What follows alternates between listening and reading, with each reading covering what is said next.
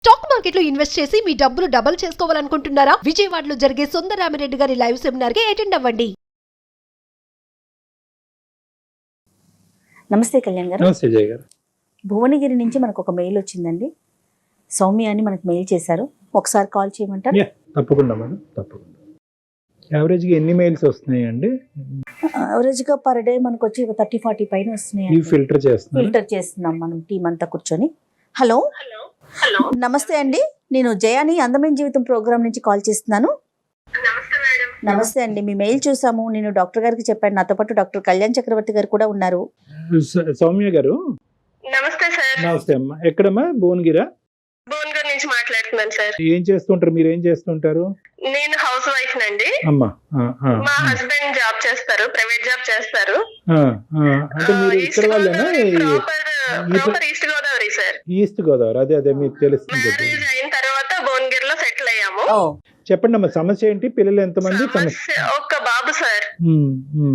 పెళ్ళైన చాన్నాళ్ళకి బాబు పుట్టాడు sir, 7 years కి. ఇప్పుడు బాబుకి 19 years సార్. 19. బీటెక్ చదువుతున్నాడండి, 2nd year. ఓకే అండి. ప్రాబ్లం ఏంటంటే సార్, చాలా గారాబంగా పెంచుకున్నాను సార్ బాబుని నేను. అయ్యో చెప్పండి అమ్మా. ఎంత గారాబంగా అంటే పుట్టాడని నాతోనే ఉంచుకుని నాతోటి బయటికి తీసుకెళ్లడం కానీ, అసలు ఎంత అందంగా ఉన్నాడంటే అండి బాబు, పక్కన వాళ్ళు ఎదుటి వాళ్ళు తీసుకెళ్లిపోయేవారండి. మేము ఎత్తుకుంటాం, మేము స్నానం చేస్తాం, మేము అన్నం తినిపిస్తాం. అయినా నేను వెనకాల వెళ్ళేదాన్నండి, వాళ్ళ ఇంటి వరకు వెళ్ళి అక్కడే కూర్చునేదాన్ని. స్కూల్ కి వెళ్తే 3 years కి వాడు ఏడుస్తున్నాడని స్కూల్ బయట కూర్చునేదాన్ని అండి. స్కూల్ మొత్తం అయిపోయేదాకా నేను కూడా బాక్స్ పట్టుకెళ్ళిపోయి అక్కడే కూర్చుని, నేనున్నాను నాన్న నీకు, నువ్వు ఏడవకు క్లాస్ లోని అని అంత జాగ్రత్తగా పెంచుకున్నానండి బాబు. సింగిల్ కిడ్ ఉన్నప్పుడు ఆటోమేటిక్ ఇంకా ఇలాంటివన్నీ జరిగిపోతా ఉంటాయండి. మాకు అటెన్షన్ మొత్తం వాళ్ళ మీదే ఉంటుంది మేడం. ఇద్దరు వర్క్ చేసి ఇద్దరిని పెంచే కంటే ఒకరు వర్క్ చేస్తూ ఒక బాబుని కేరింగ్ తీసుకుని బాగా పెంచుకోవాలి అదేనండి అని ఇద్దరు అండర్స్టాండింగ్ తో మా హస్బెండ్ నేను కూడా బాబుని చాలా ముద్దుగా ప్రేమగా పెంచుకున్నాను మేడం. కానీ మీరు ఎంత బాగా అయితే బాబుని చూసుకునేవారో, కొద్ది వయసు వచ్చిన తర్వాత బాబు కూడా మీకు అంతే బాండెడ్ గా ఉండేవాడమ్మా? ఉన్నాడు సార్, ఉన్నాడు సార్. ఇంటర్మీడియట్ వరకు ఉన్నాడు సార్. ఇంటర్ వరకు ఉన్నాడు. ఓకే, ఏమైందమ్మా తర్వాత? ఏమైంది? బీటెక్ జాయిన్ చేసామండి లాస్ట్ ఇయర్. ఓకే, 1 year నేను అబ్జర్వ్ చేశాను. లిటిల్ చేంజెస్, కొంచెం చేంజ్ అవుతూ వచ్చాడు. కానీ ఒక 6 నెలల నుంచి మొత్తంగా చేంజ్ అయింది, మొత్తంగా డ్రాస్టిక్ చేంజ్ అన్నమాట.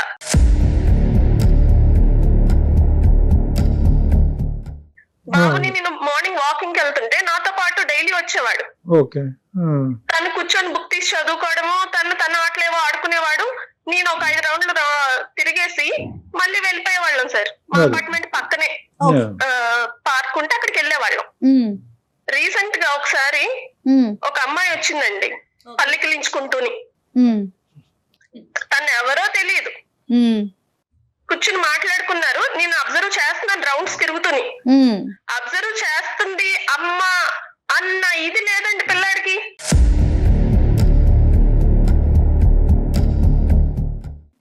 పోనీ అబ్జర్వ్ చేసింది, రౌండ్స్ అయిపోయాయేమో, అరగంట అయ్యింది, గంట అయ్యింది. ఈ రోజు 5 సార్లు తిరిగేదాన్ని, 10 సార్లు తిరిగాను, కానీ వాడికి టైం అన్నది ఆ పిల్లతో మాట్లాడితే తెలియలేదండి. ఫస్ట్ టైం చూసారండి అమ్మాయిని? ఫస్ట్ టైం అన్నోన్ గర్ల్ అన్నమాట, అన్నోన్ పర్సన్ అమ్మాయి. అక్కడ సరే అయిపోయింది, వచ్చేసాం ఇంటికి. నేను క్వశ్చన్ చేయలేదండి, వెంటనే క్వశ్చన్ చేయడం ఎందుకు, ఏం అడగలేదు పిల్లాడిని. మీరు అడగలేదు, బాబు కూడా అమ్మాయిని తీసుకొచ్చి మీకు ఏం పరిచయం చేయలేదు? ఏం చెప్పలేదు, ఏం మాట్లాడలేదు, ఇంటికి సైలెంట్ గా వచ్చేసాం అంతే అండి. ఒకసారి సూపర్ మార్కెట్ కి వెళ్ళాం సార్. సూపర్ మార్కెట్ కి వెళ్తే తను అన్ని గ్రోసరీస్ తీసి ఇచ్చే నా ట్రాలీలో వేసేవాడు సార్ ప్రతిసారి. మేము ఒక లిస్ట్ రాసుకుని వెళ్తాము, నేను చదువుతూ ఉంటే తను హెల్పింగ్ అనమాట, అంత హెల్పింగ్ నేచర్ అని చెప్తున్నాను. అదేలేండి. ఒక అమ్మాయి కలిసింది సార్ ఆ సూపర్ మార్కెట్ లోని. నేను అమ్మాయిని ఫస్ట్ టైం చూడడం, అమ్మాయిని మాట్లాడుతూనే ఉన్నారు. నేను రాసుకెళ్లిన లిస్ట్ లో గ్రాసరీస్ అన్ని తీసేసుకున్నాను, బిల్లు కట్టేశాను. పిలిచానండి, వెళ్ళి మొత్తం రౌండ్ తిరిగేసి వచ్చాను. నాన్న రా వెళ్దాం ఇంకా, చిన్నారా అంటే, అమ్మ నువ్వు వెళ్ళిపో నేను వస్తాను అన్నాడండి ఒక్క మాట.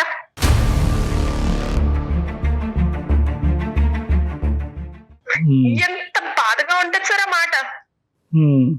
ఎప్పుడు కలిసి వచ్చి కలిసి వెళ్ళే వాళ్ళం, అమ్మ నువ్వు వెళ్ళిపో, నేను వస్తాను.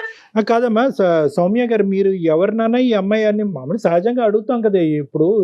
ఎప్పుడు కూడా మీరు ఇంతకుముందు మీ అబ్బాయి అమ్మాయిలతో మాట్లాడేటటువంటి వ్యవహారం మీరు చూడనప్పుడు, ఇది రెండో సంఘటన అయినప్పుడు కొద్దిగా మీరు అక్కడే కొద్దిగా అడిగి తెలుసుకోవాలంటే పరిచయం చేయరా ఈ అమ్మాయిని నన్ను అనే విధంగా ఎవరినైనా ఈ అమ్మాయిని? మాట్లాడలేకపోయాను సార్, నేను ఇంటికి వచ్చేసానండి. నేను వాడితో కలిసి భోజనం చేసేదాన్ని ప్రతిసారి. ఆ రోజు భోజనం చేయకుండానే నా మూడ్ ఆఫ్ లో నేను పడుకుని పోయాను. ఓ 2 గంటలు పోయాక వచ్చాడండి ఇంటికి సాయంత్రం. అమ్మా నువ్వు తిన్నావా, ఎలా వచ్చావు, ఆటోలో వచ్చావా, ఒక్కదాన్ని ఇవన్నీ ఎలా మోసుకొచ్చావు? ఏమీ లేదండి. పోనీ అమ్మాయి పలానా అమ్మాయి నా సీనియరో నా జూనియరో నా కొలీగో అని కొంచెం ఎక్స్ప్లెనేషన్ ఇద్దామన్న ఆలోచన కూడా రాలేదండి ఆ పిల్లాడికి. పోనీ ఇలా పలానా ఫ్రెండ్ కదమ్మా అందుకే మాట్లాడాల్సి వచ్చింది అన్న మాట కూడా చెప్పలేదు, రెక్లెస్ గా వెళ్ళిపోయాడు అంతే. అంటే ఫస్ట్ టైం మీరు అడగలేదు కాబట్టి సెకండ్ టైం కూడా పట్టించుకోవట్లేదు, అక్కర్లేదు. అదే మీకు ఇంపార్టెంట్ అనిపించిన సబ్జెక్ట్ ఆ అబ్బాయికి ఇంపార్టెంట్ అనిపించలేదమ్మా? అనిపించలేదు. ఓకే చెప్పండి. అది ఎందుకు ఇలా జరుగుతుంది సరే చూద్దామండి అని ఆలోచిస్తున్నానండి. ఈ మధ్య జరుగుతున్న ఇష్యూ ఏంటంటే, మేము అపార్ట్మెంట్ 2nd ఫ్లోర్ లో ఉంటాం సార్. 4th ఫ్లోర్ లో వేరే వాళ్ళు ఉంటారు.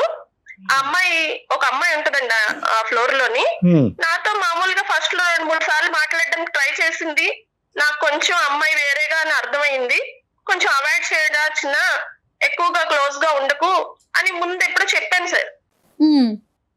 ఇప్పుడు ఏం జరుగుతుందంటే అండి, సాయంత్రం 5లోకి తన పైనుంచి కిందకు వస్తుందండి. డైరెక్ట్ గా 0 ఫ్లోర్ కి వెళ్ళిపోవాలి కదా, మరి కింద పని ఉన్నప్పుడు 2nd ఫ్లోర్ లో ఆగుతుంది ఆ లిఫ్ట్.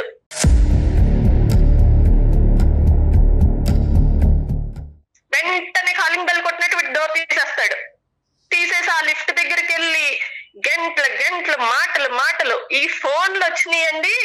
ఆ ఫోన్ లో పడిపోయారంటే ఇంకా జనాలకు పక్కన వాళ్ళు అంకుల్ వెళ్తున్నారా, ఆంటీ వెళ్తున్నారా, నాన్నగారు వస్తున్నారా, అమ్మ వెళ్తుందా, ఏమీ లేదండి. ఇంకా మాట్లాడతారు గంటలు. 7 అయిపోద్ది. వాళ్ళ నాన్నగారు మొన్న ఆఫీస్ నుంచి వచ్చారండి అదే లిఫ్ట్ లో, అక్కడే బయటకు వచ్చారు. తను అలా చూసుకుంటూ వస్తున్నా తనకు అర్థం అవ్వలేదండి.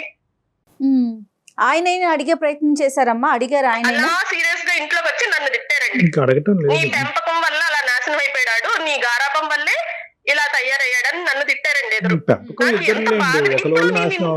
ఏ చెడ్డ పేరు అయితే రాకూడదని నేను ఎంత జాగ్రత్తగా పెంచుకున్నానో నాకు ఇప్పుడు అదే వచ్చింది సార్. నాకు అది అసలు నిన్ను తీసుకోలేకపోతున్నాను సార్, నా మైండ్ కి హార్ట్ కి నేను. సౌమ్య గారు, మీరు కొద్దిగా ప్రాక్టికల్ గా ఆలోచించవలసిన అవసరం ఉంది. ఒక్క నిమిషం అమ్మా. మీరు ఏంటంటే మీ అబ్బాయి మీరు అనేటటువంటి వ్యవహారం బట్టి ఆలోచిస్తున్నారు, కానీ సమాజం ఏ దిక్కును పోతుంది, జనరేషన్ మధ్యన ఏర్పడినటువంటి గ్యాప్ ఏంటి, ఈ మీడియా వల్ల, సోషల్ మీడియా వల్ల పిల్లలు ఈ భిన్నంగా ఎలా ఆలోచిస్తున్నారని బ్రాడ్గా ఆలోచించట్లేదు మీరు. నెంబర్ 1 ఏంటంటే ఈ చెడ్డ పేరు తెచ్చేశాడు అనేటటువంటి భావంలోంచి ఫస్ట్ మీరు బయటికి రండి, తర్వాత మనం పరిష్కారం ఆలోచించవచ్చు. ఎందుకంటే ఇప్పటి వరకు మీ అడుగుజాడలో నడిచినటువంటి మీ అబ్బాయి ఈరోజు 3 ఆడపిల్లలతో మాట్లాడేటప్పటికి కుటుంబ పరువే తీసేశాడు, చెడ్డ పేరు తీసుకొచ్చేసాడు అనే ముద్రతో మనం ముందుకెళ్తే కనుక ఆ అబ్బాయిని ఇప్పుడు రేపు పొద్దుట మీ అమ్మాయి ఆ లిఫ్ట్ దగ్గర పొజిషన్ లో ఉంటే మీరు ఏమంటారు సార్? ఒకటి వదిలేసావా, కనీసం ఊరి మీద వదిలేసావా అని మీరు అబ్బాయిని అంటారా అమ్మాయిని అంటారా? ఇప్పుడు రేపు పొద్దుట అమ్మాయి తల్లిదండ్రులు మా ముఖం మీద వస్తారు సార్, నువ్వు ఇలాగే అమ్మ పెంచింది అంటారు. ఇంత బాగా పెంచిన దానికి ఏమంటారు సార్? ముఖం మీద వస్తారు సార్ నన్ను. సౌమ్య గారు, మీరు ఒక్క విషయానికి ఒక ఫైనల్ ఎండింగ్ వచ్చేస్తున్నారు. డాక్టర్ గారు ఏమంటున్నారంటే ఒకసారి మాట్లాడదాం. ఫస్ట్ ఒకటమ్మా, మీరు నేను చెప్పేది ఒకే ఒక పాయింట్. ఈరోజు మీరు ఈ టోన్లో మాట్లాడితే కనుక మేము ఈరోజు పరిష్కారం చూపెట్టలేమమ్మా. ఒకటి ఏంటంటే మీరు చాలా కామ్ డౌన్ అవ్వాలి. ఎక్కడున్నాడో మీ అబ్బాయి అలాగే ఉన్నాడు అనేటటువంటి ఆలోచనతో మాట్లాడాడు, చెడిపోయాడు, దారి తప్పిపోయాడు, కుటుంబ పరువు తీసేశాడు. లేదు, అదే మీరేంటంటే 10% చూసి 100% ఊహించుకుంటున్నారు. ఇదే భావోద్రేకంతో మీరు అబ్బాయితో మాట్లాడితే పెడద్దాలు అవుతాయి, ప్రశ్నలు కాస్త అనుమానాలు అవుతాయి, గొడవలు కాస్త పెరుగుతాయి. సో ఏంటంటే ఈరోజు ఇది అనుమానాస్పదంగానో ఇంకో విధంగానో ఆ అబ్బాయి దగ్గరికి తీసుకెళ్తే కనుక ఏ ప్లాట్ఫాము ఉపయోగపడదు. మీరు ఆ విధంగా మాట్లాడకూడదు. ఏం జరిగిందనేది తెలుసుకునేటటువంటి ప్రయత్నం చేద్దాం. ఇప్పుడున్న జనరేషన్ లో అబ్బాయిదే తప్పంటారు సార్, అమ్మాయి వైపు నుంచి ఏముంది ఏం జరిగింది అనేది సెకండరీ మాట్లాడతారు. సౌమ్య గారు అన్ని మనమే చెప్పేసుకుంటే ఇంకేముందండి? లేదు, ఒక్క నిమిషం సౌమ్య గారు. ఇక్కడ ఏంటంటే ఒక సానుకూలమైనటువంటి వాతావరణంలో ఎదిగేటటువంటి వయసులో మీ అబ్బాయి యొక్క మనసు విరక్కుండా ఏదైనా సమాధానం జరుగుతుందా అనేటటువంటి ఉద్దేశంతో నేను మాట్లాడుతున్నాను. నేనేంటంటే ఎప్పుడు కూడా సైకాలజీలో మీ ఇష్యూవే కాదు, ఎక్కడైనా కూడా సైకాలజీలో మేము ఒకటే పాట అంటాం, డోంట్ గెట్ జడ్జిమెంటల్ అంటాం. అంటే ఏంటంటే మనం మీరు మీ అబ్బాయిని అడగలేదు, అక్కడ ఏం జరుగుతుంది అనేటటువంటి వ్యవహారం మీరు అడగలేదు, మీ భర్త గారు అడగలేదు, మీ భర్త గారు వచ్చి మీ దగ్గరికి వచ్చి మొత్తం నీ పెంపకం వల్లే మొత్తం కొడుకు చెడిపోయాడు అనేటటువంటి ముద్ర మీ మీద వేసేటప్పటికి మీలో ఒక ఇమోషన్ వచ్చేసి మీరు ఈ విధంగా మాట్లాడుతున్నారు. Don't get judgemental. ఇది మీ కుటుంబానికి సంబంధించినటువంటి వ్యవహారం కాబట్టి, మీకు ఒకే ఒక కొడుకున్నాడు కాబట్టి, మీరు ఏదన్నా తప్పుగా అనకూడనటువంటి మాట వాడు ఎదురుగుంటా మా సమక్షంలో కానీ లేదంటే మీ ఇంట్లో కానీ మీరు అడిగితే కనుక మీరు అనేటటువంటి మాటని మళ్ళీ మీరు జీవితంలో వెనక్కి తీసుకోలేరు. కాబట్టి ఎప్పుడు ఇలాంటి ప్లాట్ఫామ్ మీద కానీ మీరు మీ పిల్లలు మాట్లాడుకునేటటువంటి విధానంలో ఓపెన్ ఫ్రంట్లో మాట్లాడుకోండి. ఏం జరిగిందో తెలుసుకుందాం. ఎందుకు ముందే చెడిపోయాడు, చెడగొట్టేశాడు, పేరు పాడు చేసేసాడు, మొహం మీద ఏదో ఉమ్మేసేస్తారు, ఏదేదో మాట్లాడేస్తున్నారు మీరు. అలా కాదు. ఫస్ట్ మీ అబ్బాయిని ఇప్పటి వరకు మీరు ఒక్క ప్రశ్న కూడా అడగలేదు, వాడి దగ్గర నుంచి ఏం జరుగుతుందో తెలుసుకోలేదు. వెనకతలు మీరు మీ భర్త గారు పిల్లలకి మాట్లాడి ఆన్సర్ చెప్పే రెస్పాన్సిబిలిటీ ఉండదండి. ఆ పార్క్ లో అమ్మాయి పలానా అమ్మాయి, ఆ లిఫ్ట్ దగ్గర అమ్మాయి పలానా దాని గురించి వచ్చింది. సౌమ్య గారు అలాంటి ఆలోచనే బాబుకుంటే మీరు అసలు మాకు మెయిలే చెయ్యరు కదా. సమస్య ఉంది కాబట్టే కదండి సో మాట్లాడుకుంటున్నాం. ఇక్కడ ఏంటంటేనమ్మా, మీరు వాకింగ్ చేస్తుండగా, పార్క్ లో మీరు అందరూ వాకింగ్ చేస్తుండగా ఆ అమ్మాయి చేయి పట్టుకుని పదే ఇక్కడ వద్దు మా అమ్మ అక్కడ తిరుగుతుంది, మన చెట్టు చాటుకు వెళ్ళి మాట్లాడుకుందాం అంటే తప్పు. నెంబర్ 1. నెంబర్ 2, సూపర్ మార్కెట్లో మీ అమ్మాయి ఒక అమ్మాయి కనిపించినప్పుడు ఇక్కడ కాదే వెనకతలు షెల్ఫ్ వెనకతలు వెళ్ళి మనం మాట్లాడుకుందాం అంటే తప్పు. ఓపెన్ లిఫ్ట్లో మీరు ఉన్న చాటే సెకండ్ ఫ్లోర్లో మీరు మీ అబ్బాయి మాట్లాడుతున్నప్పుడు ఇక్కడ కాదు అక్కడ ఎక్కడో గార్డెన్లోకి వెళ్ళి మాట్లాడుకుందాం అంటే తప్పు. ఎవరు లేకుండా ఇక్కడ ఏంటంటే ఒకటి మీరు గమనించవలసినటువంటి అంశం,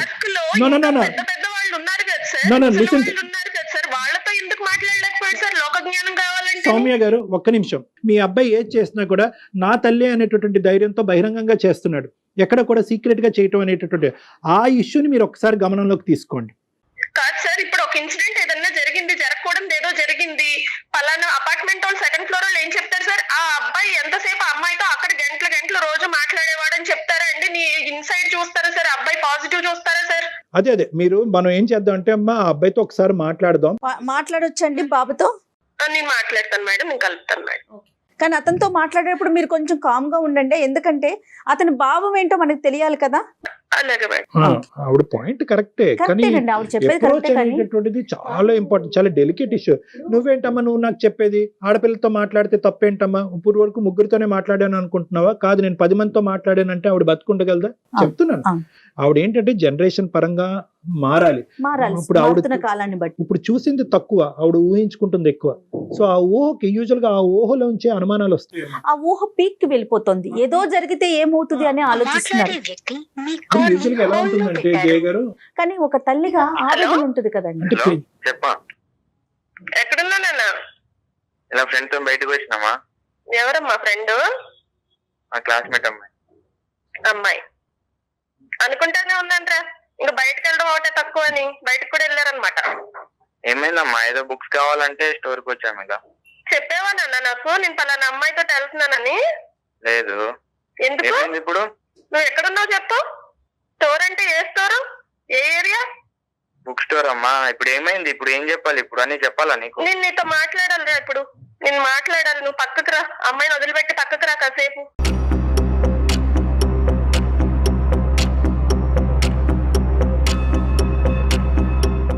అంత అవసరం ఏమొచ్చింది? బుక్స్ వాళ్ళ పేరెంట్స్ కొనివ్వరా? వాళ్ళ బ్రదర్ సిస్టర్స్ కొనివ్వరా? నువ్వెళ్ళి కొనివ్వాలా? అది పాయింట్ కాదమ్మా ఇక్కడ. అమ్మా మేము ఉన్నామని చెప్పావా? చెప్పలేదండి నాన్న. నేను డాక్టర్ గారితో మాట్లాడాను నాన్న, నీ చేంజ్ గురించి, నువ్వు ఈ 6 నెలలు బట్టి ఎలా బిహేవ్ చేస్తున్నావు ఏంటి అన్నది. నేను డాక్టర్ గారు కళ్యాణ్ చక్రవర్తి గారితో లైన్ లో ఉన్నాను, ఫోన్ లైన్ లో. మనం తర్వాత మాట్లాడదాం. నువ్వు ఒక్కసారి డాక్టర్ గారితో మాట్లాడు నా మాటిని. సరేమ్మా. వెంకట్, సారీ నాన్న. Venkat, hello sir. చెప్పండి సార్. వెంకట్, మీ స్కూల్లో మీ కాలేజ్లో సైకాలజిస్టులు ఎలా ఉంటారో అలా నేను సైకాట్రిస్ట్, మానసిక వైద్య నిపుణుడి. నాతో పాటు జయ గారు ఉన్నారు. అయితే వెంకట్, అమ్మ మాకు ఫోన్ చేసింది అన్న, చాలా ఇమోషనల్ గా రియాక్ట్ అవుతుంది అమ్మ. మాకు కొద్దిగా అంటే ఒక విధంగా బాధ కలిగింది, ఇంకో విధంగా ఆశ్చర్యం కూడా వేసింది. నిజంగా ఇంత రియాక్ట్ అవ్వాల్సినటువంటి అవసరం ఉందంటే, అంటే అమ్మ నీకు తెలుసు బాగా చిన్నప్పటి నుంచి నువ్వు ఒకటే కొడుకు, ఒకే బిడ్డవి, అల్లరి ముద్దుగా నిన్ను పెంచుకుంది, ఇప్పుడు ఈ స్థాయి వరకు తెచ్చింది. అమ్మ కంప్లీట్ గా డిప్రెషన్ లోకి, కన్ఫ్యూజన్ లోకి వెళ్ళిపోయింది. నీ ఉద్దేశం ఏంటి అసలు? ఏం జరుగుతుంది? అమ్మ నుంచి తెలిసి తెలియకుండా ఏమైనా సీక్రెట్లు దాచిపెడుతున్నావా? ఈ ఆడపిల్లల మీద ప్రత్యేకమైన ఇంట్రెస్ట్ ఏంటి? వాళ్ళ ఫ్రెండ్సా, రిలేషన్షిప్సా ఏంటి? నాకంటూ పర్టికులర్ ఇలా రిలేషన్షిప్స్ అంటే ఏం లేదు సార్. నార్మల్ గా వాళ్ళు పరిచయం అయితే వాళ్ళు మాట్లాడతారు, వాళ్ళతో మాట్లాడతా అంతే, అంతకుమించి ఏం లేదు సార్. ఇంకా దారిలో ఎవరు కనబడితే వాళ్ళతో మాట్లాడేస్తుంటాం అనమాట. కాదు మా వెంకట్, అమ్మ దగ్గర ఏది షేర్ చేయట్లేదని, ఇది వరకు ఉన్నంత ఫ్రీగా నువ్వు అమ్మతో ఉండలేకపోతున్నావు అని ఆవిడ అంటున్నారు. మేడం నేను ఎంత ఫీల్ అవుతున్నానో నాకు అదే విందాం, వెంకట్ ఏం చెప్తాడో విందాం. వెంకట్ చెప్పుమా. నేను ఒక మాట చెప్తాను మేడం. అంటే పుట్టినప్పటి నుంచి అమ్మ చెప్పింది వినడం, అమ్మ చెప్పింది చేయడం, అమ్మ ఎక్కడికి వెళ్తే అక్కడికి వెళ్ళడం, అమ్మతో సినిమాకి వెళ్ళడం, అమ్మతో పార్క్ వెళ్ళడం, ఎక్కడ పడితే అక్కడ, అంటే ఇప్పుడు వెళ్ళినా అమ్మతోనే ఇక. అవునవును. అంటే నేను ఇప్పుడు బీటెక్ సెకండ్ ఇయర్ మేడం, నేను చదివేది బీటెక్ ఫస్ట్ ఇయర్ లో. ఇలా నాకు కాలేజ్ లో ఇప్పుడు మంచి మాత్రమే చెప్పి పెంచింది. బయట ప్రపంచం ఎట్లుంటది, ఇట్లుంటది, అట్లుంటది ఏం చెప్ప, మంచిరా ఇట్లా చేయి, ఇది మంచిరా అట్లా చేయి, మంచి ఒకటే చెప్తే ఎలా మేడం? అంటే బయట ప్రపంచం ఇట్లా మంచితో పాటు చెడు కూడా చెప్తే బాగుండు నాకు. కాలేజ్ లో అక్కడ అంటే నేను ఈ చేంజ్ అవ్వడం అనేది ఒక 6 months లోనే ఇలా చేంజ్. ఏం జరిగిందమ్మా అసలు? ఏం జరిగింది వెంకట్? కాలేజీలో ఏం జరిగింది? కాలేజీలో అంటే ఇప్పుడు మంచి వాళ్ళనే కదా మేడం అందరు ర్యాగింగ్ చేసేది. దట్ అందరూ ఒక అబ్బాయిని 4-5 అమ్మాయిలు పట్టుకొని ర్యాగింగ్ చేసి ఎట్లుంటది మేడం?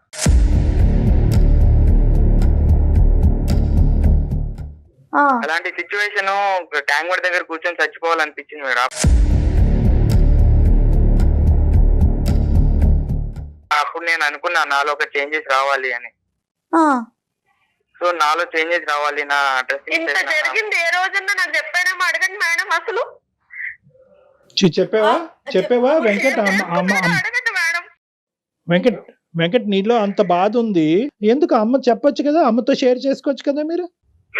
అమ్మతో చెప్తే అమ్మ ఎక్కడ బాధపడుతుంది అని చెప్పి ఇక నాలోనే చేంజెస్ రావాలి, బయట ప్రపంచం ఎట్లుంది. నేను అప్పుడు బాధపడి ఉండేదాన్ని కాదేమో మేడం, ఇప్పుడు ఈ చేంజ్ వల్ల బాధపడుతున్నాను మేడం. కాదమ్మా, చేంజెస్ రావటం అంటే ఇప్పుడు అమ్మాయిలతో గంటలు మాట్లాడుతుంతో చేంజ్ వస్తుందంటావా వెంకట్? అంటే నాలో నేనేదో తప్పుగా మాట్లాడట్లేదు, వాళ్ళు వచ్చి మాట్లాడుతున్నప్పుడు ఒక అబ్బాయి అనే మాట్లాడుకుంటే ఎట్లుంటది మేడం? నీ మాట్లాడటం వెనక అసలు పర్పస్ ఏంటి? పర్పస్ ఉందా? అమ్మాయిలు వస్తారు మాట్లాడతారు, పర్పస్ ఉందా? పర్పస్ అంటే నువ్వు పరిచయం చేసావారా? మా అమ్మగారు పార్క్ లో తిరుగుతున్నారు అని పరిచయం చేసావారా? ఆ రోజు నాతో గంటలు మాట్లాడేసి వెనకాల వచ్చావు కానీ సూపర్ మార్కెట్ నుంచి. దానికి ముందు నీతోనే అమ్మ, ఇప్పుడు నాలో చేంజెస్ అన్నప్పుడు నీతోనే పార్క్ లో గంటలు ఎక్కువ పోయింది. అంటే మీదట ఇంకా కాలేజ్ అయ్యేంత వరకు నీకు కాలేజ్ లో బాగా ర్యాగింగ్ అవి జరగకుండా ఉండాలంటే వీలైనంత అమ్మాయిలతోటి మాట్లాడతావు. అమ్మాయిలని నేను అంటలే అమ్మా, ఫస్ట్ వాళ్ళు వచ్చి మాట్లాడుతున్నప్పుడు మాట్లాడకుండా ఎలా ఉండాలి చెప్పు? దగ్గర నిన్ను చూసుకుంటూ వచ్చారు, నువ్వు ఏం చేసావు? నాన్నగారు లోపలికి వచ్చినప్పుడు అమ్మాయికి సరే టైం అయింది అనేసి బయట చెప్పి లోపలికి రావాలి కదా, నువ్వు వచ్చావా? నువ్వు తనేదో కాలేజ్ గురించి నువ్వు రాలేదు, మాట్లాడా. అమ్మ ఒకటి సౌమ్య గారు, ఇది చాలా సున్నితమైనటువంటి అంశము. ఒక్క సంఘటన బట్టి నాన్నగారిని పట్టించుకోకుండా నాన్నగారిని అమర్యాదగా చేశాడు అనే అంశం కూడా ఇక్కడ కరెక్ట్ కాదు. పుట్టినప్పటి నుంచి వీలైన ఒక ఎక్కడ బయటికి వెళ్ళిన అమ్మతోనే, సినిమాకి వెళ్ళిన అమ్మతోనే, పార్క్ వెళ్ళిన అమ్మతోనే. సో అదే మంచి ఎంత మంచి చెప్పి పెంచినా కూడా చెడు అనేది ఒకటి తెలియాలి కదా సార్ ఒక మనుషులకు అనేది. నాకు తెలియదు, నాకు తెలిసి కూడా అంటే చెడు అంటే ఏంటి, ఎవరు ఎట్లా మాట్లాడాలి, మనిషిని చూడాలంటే మనిషితో మాట్లాడాలంటే భయం వేసేది సార్.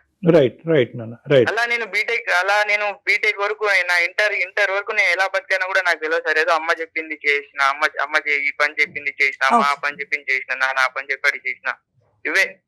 నేను బీటెక్ వెళ్ళాక నాకు అర్థమైంది సార్, నేను ఉన్న నా సిచ్యువేషన్ ఇక్కడ పనికి రాదు, నేను కొంచెం చేంజెస్ అవ్వాలి, నాకు ఇలా జరిగిన తర్వాత కూడా నేను చేంజ్ అవ్వకుంటే ఎట్లా అని చెప్పి ఆ సిచ్యువేషన్ నాలో నేనే ఉంచుకొని నేను చేంజెస్ అయితేనే బయట ప్రపంచం ఎట్లుంటది, ఏముంటది, చెడు ఏంటి, మంచి ఏంటి అన్ని తెలుసుకోవాలని నేను ఇలా చేంజ్.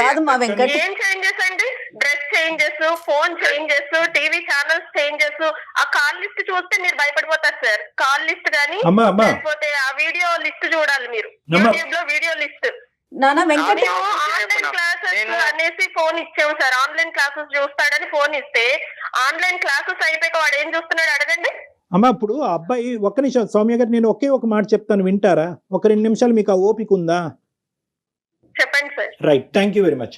అమ్మ సౌమ్య, నేను ఒక పాయింట్ చెప్తున్నాను. ఆ అబ్బాయి ఒక సున్నితమైన అంశం చెప్తున్నాడు, దయచేసి ఆ యాంగిల్లో చూడవలసిందిగా నా విజ్ఞప్తి. ఆ అబ్బాయి ఏమంటున్నాడంటే, నేను ఇప్పటి వరకు ఒక ఇంట్రోవర్ట్ లాగా ఇక్కడ అమ్మాయిలతో మాట్లాడటం, అబ్బాయిలతో మాట్లాడటం, అమ్మాయిలతో స్నేహం చేయటం ఇవన్నీ తీసి పక్కన పెట్టండి. ఒక అంశం ఏం చెప్తున్నాడంటే, ఇప్పటి వరకు నేను ఇంట్రోవర్ట్ లాగే పెరిగాను, నూతులో కప్పలాగే పెరిగాను. ఆ అమ్మ చెప్తే అదే విన్నాను, నాన్న చెప్తే కనుక అదే తీసుకున్నాను, ఇంతకు మించి నాకు ఇంకో ప్రపంచం తెలియదు. ఎప్పుడైతే కాలేజీలోకి వచ్చానో అంటే టీనేజ్ నుంచి యంగ్ అడల్ట్హుడ్ వైపు ప్రయాణం చేసేటటువంటి స్టేజ్ వచ్చిందో నేను ఒక చెరువులోంచి ఒక సముద్రంలోకి వెళ్ళినట్టుగా అనిపించింది. రకరకాల మనుషులు నాకు కనిపించారు, రకరకాల పద్ధతులతో వ్యవహరించేటటువంటి వాళ్ళు కనిపించారు, నన్ను వెక్కిరించే వాళ్ళు కనిపించారు. అరే ఈ ప్రపంచం గురించి నేను ముందుగానే తెలుసుకుని ఉంటే కనుక బహుశా ఈ వాతావరణాన్ని నాకు డీల్ చేయగలిగేటటువంటి కెపాసిటీ వచ్చి ఉండేదేమో, ఇది మా తల్లిదండ్రులు నాకు చెప్పలేదు. కాబట్టి ఈ కెపాసిటీని నాకు నేనుగా డెవలప్ చేసుకుంటాను, అది ఎక్స్పోజర్ ద్వారా డెవలప్ చేసుకుంటాను, కొత్త విధంగా తయారవుతాను, కొత్త మనుషులతో మాట్లాడతాను, కొత్త పరిచయాలు పంచుకుంటాను అని చెప్పి ఈరోజు మీరు నేర్పించలేనటువంటివన్నీ కూడా ఆ అబ్బాయి నేర్చుకునేటటువంటి ప్రయత్నం చేస్తున్నాడు. ఇప్పుడు ఆ ప్రయత్నంలో ఆ అబ్బాయి ఏంటంటే కొద్ది అదుపు తప్పాడు, కన్ఫ్యూజ్ అవుతున్నాడు. బహుశా ఏంటంటే ఓకే మీరు నేర్పించలేదు, ఇందాక నుంచి ఒకే అబ్బాయి చెప్తున్నాడు నేర్పించలేదు అంటున్నారు. చెడు ఏ తల్లిదండ్రులు నేర్పిస్తారు? చెడు నేర్పించలేరు తల్లిదండ్రులు. కానీ చెడు అనేటటువంటిది ఈ విధంగా రావచ్చు, ఈ ఛాలెంజెస్ ఉంటాయి. నువ్వు తక్కువ మాట్లాడటం ఒకటే కాకుండా నలుగురితో పరిచయాలు పెంచుకోవాలి, నలుగురితో మాట్లాడాలి. నువ్వు మాట్లాడి ఆ ఎక్స్పోజర్ పెంచుకుంటేనే బహుశా ఏం జరుగుతుంది ఈ ప్రపంచంలో, ఏం జరగట్లేదు అనేది నీకు అర్థం అవుతుంది అనే విధంగా నా తల్లిదండ్రులు నన్ను పెంచలేదు అని అబ్బాయి అంటున్నాడు. సొసైటీ గురించి పరిచయం చేయలేదు అంటున్నాడండి అతను. అది చేయడానికి పొద్దుట ఎవ్రీడే వాకింగ్ వెళ్తాం కదా మేడం, అక్కడ రిటైర్ అయిపోయిన వాళ్ళు పెద్దవాళ్ళు. అతని వయసు ఏంటమ్మా సౌమ్య? మీరు ఏం మాట్లాడుతున్నారమ్మా సౌమ్య? మాట్లాడితే వాళ్ళ ఎక్స్పీరియన్స్ అనేది చెప్తున్నారు కానీ ప్రెసెంట్ ఇప్పుడు ఉన్న సిచ్యువేషన్ చెప్తారా? ఇప్పుడు చేసిన సైంటిస్టులు ఎవరు ఇప్పుడు ఉన్న వాళ్ళు చేయలేదు నాన్న. ఫ్యూచర్ ఆలోచించే చేస్తారు ఎవరు ఏదే చేసినా. వాళ్ళకి ఫ్యూచర్ తెలుసు. నువ్వేమనుకుంటున్నావు నా ఏదే కరెక్ట్, నాకే అన్ని తెలుసు, ఈ జనరేషన్ చెప్తా అంతే. నా విషయానికి వస్తే నేను అమ్మాయితో మాట్లాడుతున్నా అంటే నాలో తప్పు లేదు, వాళ్ళు మాట్లాడుతున్నారు. అమ్మాయికి కావాలని ఎందుకు మాట్లాడతాను? వాళ్ళు వచ్చి మాట్లాడిపించినప్పుడు ఒక అబ్బాయిని నాలుగింత చేంజెస్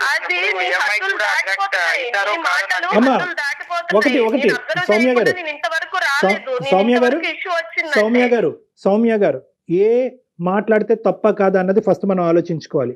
బి హద్దు దాటుతున్నాడా, అదుపు మించుతున్నాడా అనేది మాట్లాడుకోవాలి. ఇప్పుడు మాట్లాడితే మీరు ఏ సబ్జెక్ట్ గురించి మాట్లాడుతున్నారు? ఆడపిల్లలతో మాట్లాడటం తప్పు అని అంటున్నారా? ఆడపిల్లలతో పరిచయాలు పెంచుకోవటం తప్పు అని అంటున్నారా? లేదంటే పెంచుకోవచ్చు కానీ దానికి ఒక లిమిటేషన్ ఉందని అంటున్నారా? లేదా మీరు వినట్లేదు అంటే ఇక్కడ హద్దు అంటే ఏంటి? అబ్బాయికి వివరంగా మాట్లాడుకోండి, గొడవ పడకండి. మీరిద్దరు గొడవ పడటంలో ఎటువంటి అర్థం లేదు. ఎందుకంటే ఈ రోజు మీకు తెలిసి చేస్తున్నాడు, రేపొద్దున మీ కొడుకు మీకు తెలియకుండా చేయటం మొదలు పెడతాడు. ఆ పరిస్థితి దయచేసి నేనేమి తప్పు చేసి నీకు తెలియదా? నేను తప్పు చేసి నీకు చెప్పనా? నువ్వు చెప్పలేదనే ఇప్పుడు నువ్వు అంత పెద్ద ఇన్సిడెంట్ నాకు చెప్పావా నాన్న?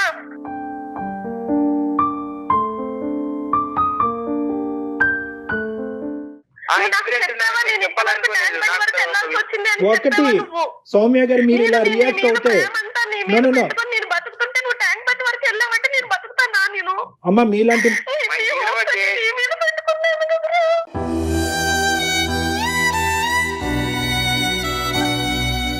సౌమ్య గారు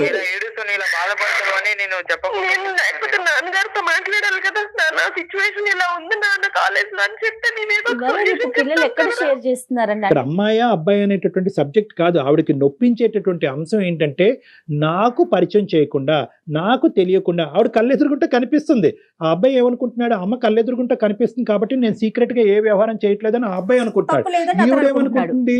నువ్వు కనిపించడం ఒకటే కాదు, నా కళ్ళతో చూడటం ఒకటే కాదు, నీ మటుకు నీకు కూడా నాకు వచ్చి చెప్పాలి. ఎందుకంటే చిన్నప్పటి నుంచి ఈవిడ అలాగే పెంచింది. ఈవిడ ప్రతిదీ ఆ అబ్బాయికి చెప్పింది, ఆ అబ్బాయి ప్రతిదీ అమ్మకి చెప్తున్నాడు. కానీ ఈ ఫస్ట్ టైం ఆ అబ్బాయి జీవితంలో ఏమనుకున్నాడంటే ఒక కొత్తగా తెలియనటువంటి ఒక కోణాన్ని నేను విశ్లేషిస్తున్నాను కాబట్టి ఈ కోణం తీసుకెళ్లి అమ్మ ముందు పెడితే కనుక అమ్మ ఈ విధంగా రియాక్ట్ అవుతుంది, అమ్మ ఎగ్జాజరేటెడ్ గా రియాక్ట్ అవుతుంది. ముందుగానే ఊహించుకున్నాడు అతను కూడా. అని ఊహించుకుని ఏం చేస్తున్నాడంటే కనుక ఎక్కడికక్కడే ఆ పరిచయాలు పెంచుకుంటూ, ఆ ఫోన్ కాల్స్, ఆ మెసేజెస్, ఆ వీడియోస్ పెంచుకుంటూ, కాదనట్లేదు, ఎగ్జాజరేటెడ్ గా చేస్తున్నాడు, అధికంగా చేస్తున్నాడు, శృతి మించి చేస్తున్నాడు. అది కంట్రోల్ చేసేటటువంటి విధానం తల్లికి ఉండాలి అంటే కనుక ఫస్ట్ తెలుసుకునేటటువంటి ప్రయత్నం చేయాలి, ఆ వాతావరణాన్ని క్రియేట్ చేయాలి. నాన్న తప్పో ఒప్పో, కరెక్టో రాంగో ఏదైనా పర్లేదు, ఐఎమ్ ఏ మదర్, నేను ఇక్కడ కూర్చుంటా, నువ్వు ఏదన్నా చెయ్యి. ఎప్పుడైతే కనుక మనం ఊహించుకోవటం మొదలు పెడతాం, ఇమాజినేషన్కి ఎక్కువ మనం సిచ్యువేషన్ క్రియేట్ చేస్తాం. ఈ పిల్లలు చెప్పరమ్మా, అక్కడే కదా సూసైడ్లు జరిగేవి. ఈ అబ్బాయి ఈ రోజు మన ఎదురుగుంటా మాట్లాడుతున్నాడంటే మన అదృష్టవంతులు, ఆ తల్లి అదృష్టవంతురాలు కాబట్టి ఈ రోజు మాట్లాడుతున్నాడు. ఏ నుయ్యో గొయ్యో చూసుకుంటారు. 99% సూసైడ్ జరగటానికి ప్రధానమైన కారణం ఏంటంటే సరైనటువంటి సందర్భంలో, సమయంలో, అవకాశం ఉన్న చోట మాట్లాడలేకపోవటం. సార్ నేను అంత ప్రేమగా ఎందుకు పెంచుకున్నాను సార్? నాతో ఏదైనా సార్, ఒక విషయం చేసుకుంటాడనే చెప్తాను కదా సార్. ఒక నిమిషం మేడం. ఉండమ్మా అమ్మ సౌమ్య, ఒక్క నిమిషం ఉండండి, బాబు ఏదో చెప్తాడంట. చెప్పునమ్మా వెంకట్, చెప్పునానా? సార్ మేడం మీకు మాట చెప్తా సార్. చెప్పమ్మా. అంటే మా పేరెంట్సే కాదు, రేపు ఎవరి పేరెంట్స్ అయినా కానీ మంచి అని ఒక అబ్బాయిని మంచి ఎంత మంచి చెప్పి పెంచినా కూడా వాడికి ఏదో ఒక రూపంలో చెడు తగులుతూనే ఉంటది కదా సార్. అవును. ప్రతి ఒక్కటి అబ్బాయి అయినా అమ్మాయి అయినా మంచి ఏంటి చెడు ఏంటి వాళ్ళకు కళ్ళకు కట్టినట్టు ఇదిరా ఇట్లా చేస్తే మంచి చేసి ఇట్లా జరుగుతది, చెడు చేస్తే ఇట్లా జరుగుతది. ఏ పేరెంట్స్ అయినా కానీ అది చెడు అనేది ఎక్స్పీరియన్స్ ద్వారా తెలుస్తుంది, కానీ మేము ప్రత్యేకంగా చెడు అంటే చెప్పలేము. చూపించమని చెప్పలేదమ్మా, చెప్పండి. మంచి దారి చూపించగలరు. వెంకట్ ఇప్పుడు చూపెట్టక్కర్లేదమ్మా, అది ఎక్స్పోజర్ బట్టి వస్తుంది. అమ్మ నాన్నలాగే ప్రపంచం అంతా ఉంటారు అని చెప్పి పిల్లల్ని పెంచకూడదు తల్లిదండ్రులు. వెంకట్ ఇక్కడ ఒక పాయింట్ నీకు కూడా చెప్పాలి. నన్ను ఇంక ప్రతిదీ మనం అమ్మ వైపు మాట్లాడటం కాదు. అమ్మ కోరుకునేది ఒకే ఒకటి, ట్రాన్స్పరెన్సీ కోరుకుంటుంది, కమ్యూనికేషన్ కోరుకుంటుంది. ఈ రెండే అంశాలు. ఏదున్నా తప్పైనా ఒప్పైనా నాతో చెప్పమనండి, నా పక్కన కూర్చోమనండి, రోజుకి ఒక అరగంట మాట్లాడమనండి. ఆ అమ్మాయితో 2 గంటల పాటు లిఫ్ట్ దగ్గర మాట్లాడేటటువంటి నా కొడుకు ఈరోజు 10 నిమిషాలు నాతో టైం స్పెండ్ చేయట్లేదు. ఆ అమ్మాయి గురించి సబ్జెక్ట్ మాట్లాడతాడా లేదా అన్నది పక్కన పెట్టేయండి. ఇదివరకు మీ ఇద్దరు కూర్చొని మాట్లాడుకునేంత విధంగా, ఇదివరకు మీ ఇద్దరు ఇమోషన్ షేర్ చేసుకునేటటువంటి విధంగా ఈరోజు నా కొడుకు నాతో వ్యవహరించట్లేదు అనేది ప్రధానంగా మా అమ్మ యొక్క మనస్తాపం. అవునా కాదా? నువ్వు చెప్పు వెంకట్. అదే సార్, నేను కాదంటలేదు సార్. అమ్మ బాధపడుతుంది అంటే నాకు ఆ సిచ్యువేషన్ జరిగినప్పటి నుంచి చెప్పుకోవాలని ఫీలేదు సార్. మళ్ళీ అమ్మ వాళ్ళు కూడా నాకు చెప్తే బాధపడతాను అనుకోని నువ్వు వేరే దారిలో వెళ్ళిపోతున్నావు. నువ్వు ఏమనుకుంటున్నావంటే నేను డెసిషన్ తీసుకున్నాను, నాకు అన్ని తెలిసిపోయాయి అనుకుంటావునా? నీకు ఇంకా ఏం తెలియలేదు. చాలా ఉన్నతంగా మీరు బాబుని పెంచారు, అందులో ఎటువంటి డౌటే లేదు. కానీ మీరు ఇచ్చినటువంటి ప్రతి ప్రేమ, ఇచ్చినటువంటి ప్రతి అంశం, చూసేటటువంటి ప్రతి విధానం అది మీ బాధ్యత, అది మీ రెస్పాన్సిబిలిటీ. దానికి క్రెడెన్షియల్స్ అనేటటువంటి ఉండవు. మీరు ఈ విధంగా పెంచారు కాబట్టి అనుక్షణం ప్రతి అంశం బాబు ఎదిగి పెద్ద అయ్యేట, రేపొద్దున పెళ్ళి అవుతుంది, కోడలికి బాబుకి మధ్యన 1,00,000 అంశాలు ఉంటాయి. ప్రతిదీ మీకు తెలియాలా? తెలియని అవసరం లేదు.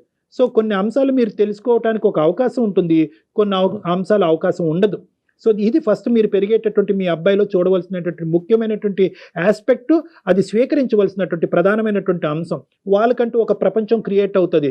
ఆ ప్రపంచంలో తప్పులు చేయకుండా చూడవలసినటువంటి బాధ్యత మందే. కానీ ప్రతి అంశం తెలుసుకునేటటువంటి ప్రయత్నంగా, అనుమానాస్పదంగా, సూక్ష్మంగా అది విశ్లేషించేటటువంటి విధంగా పిల్లల యొక్క పెంపకం జరగకూడదు.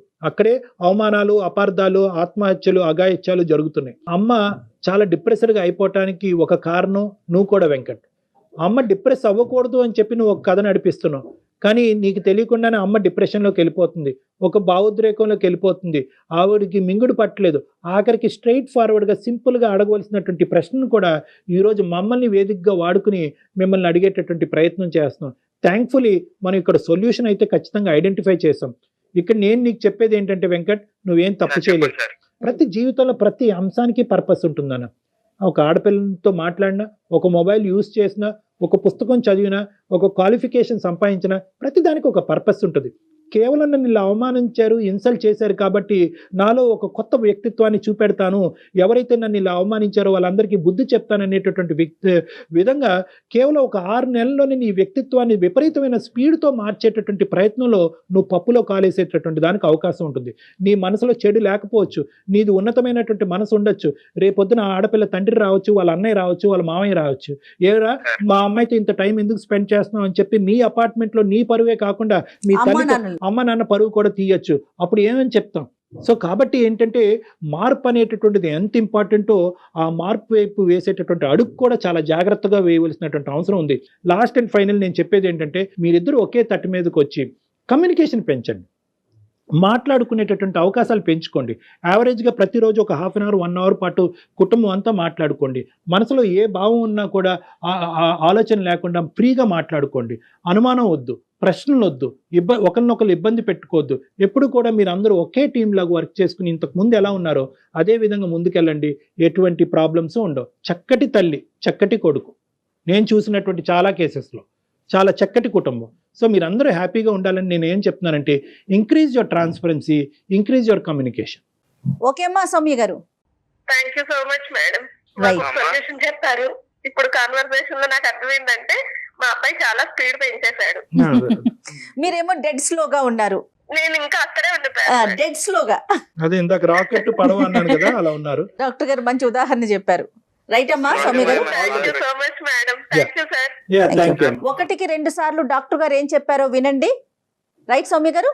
థ్యాంక్ యూ అండి. Thank you. Bye. Thank you ma'am.